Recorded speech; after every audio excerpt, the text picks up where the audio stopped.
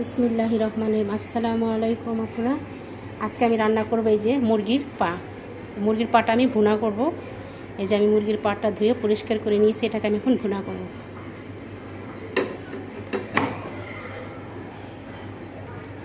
আপু এই যে আমি একটা কড়াই বসিয়ে দিয়েছি, এখানে আমি এখন তেল দিয়ে দেবো।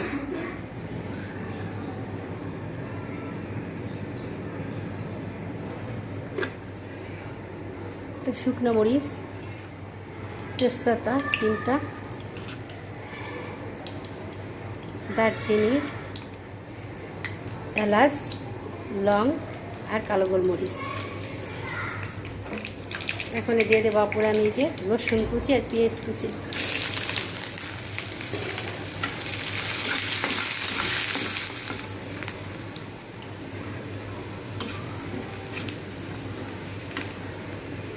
দুই চামচ পেঁয়াজ বাটা, 2 চামচ আদা রসুন বাটা,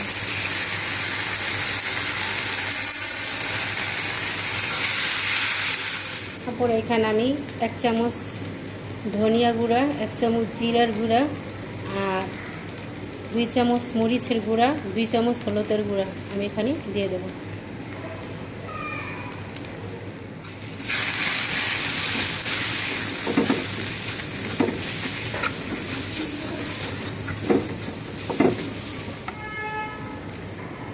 আমি এখানে পানি দিয়ে দেব।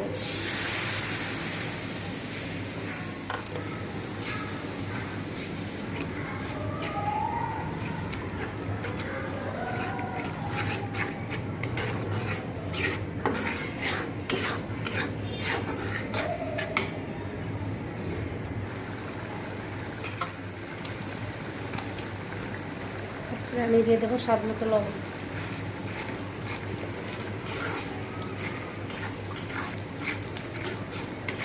এখন এই মশলাটাকে আমি ভালো করে কষিয়ে নেব।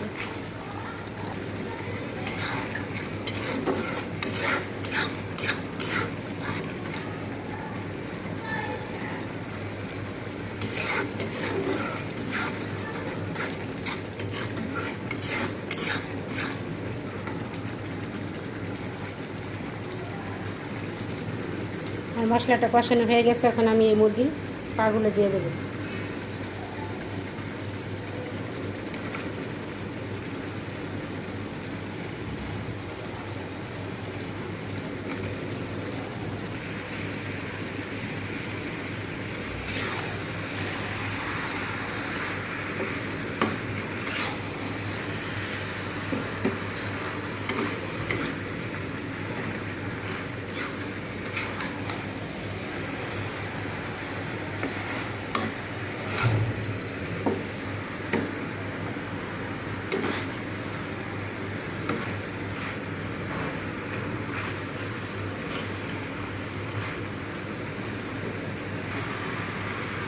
তারপরে আমি সামান্য একটু পানি দেবো। যে এখন এটাকে আমি ঢেকে দেব।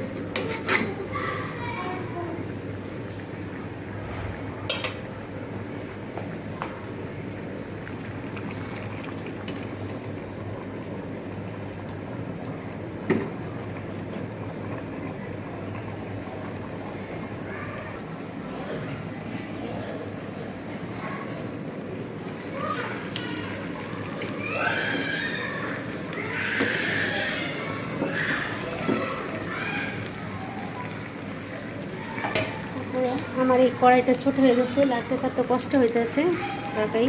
আমি এটাকে ঢেলে বড় কড়াইতে নিয়ে নেব। যে আমি বড় কড়াইতে ঢেলে নিয়েছি।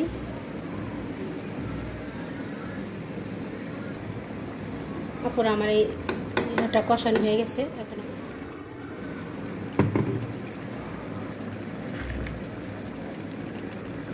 সামান্য একটু আলু দিয়ে দেবো, কারণ আমার বাচ্চা আলু পছন্দ করে।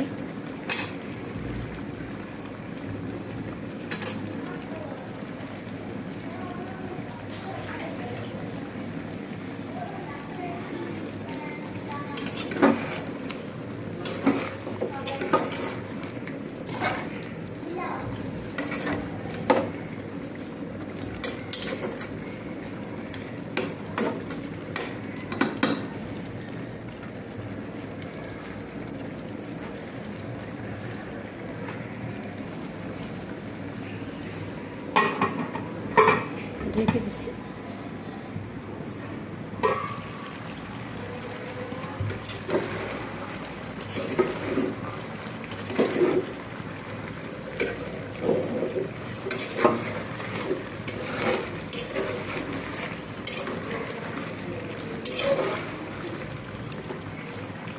আমি একটু গরম পানি দিয়ে দেবো।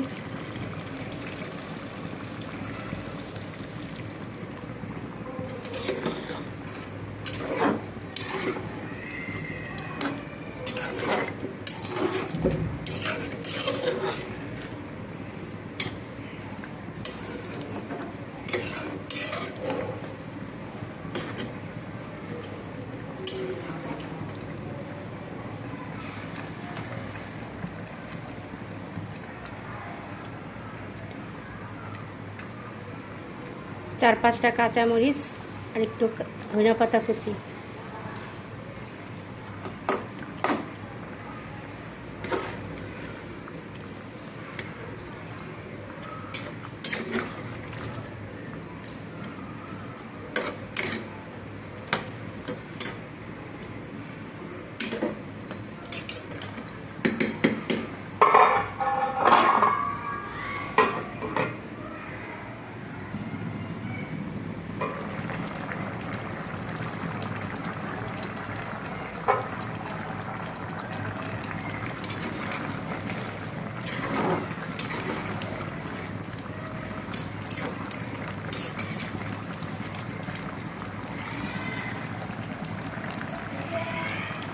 আমার লবণটা কম হয়েছে, আমি একটু লবণ দিয়ে দেবো।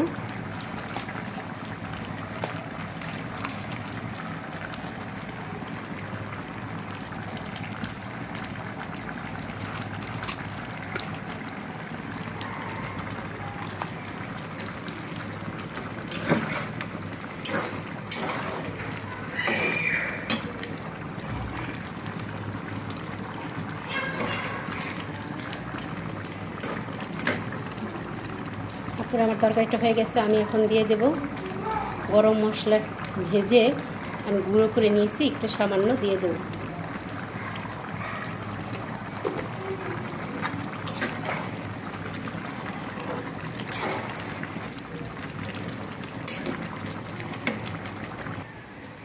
আপু আমার তরকারিটা হয়ে গেছে। আপনারা কে কীভাবে মুরগির পা রান্না করেছেন কমেন্টে বলবেন।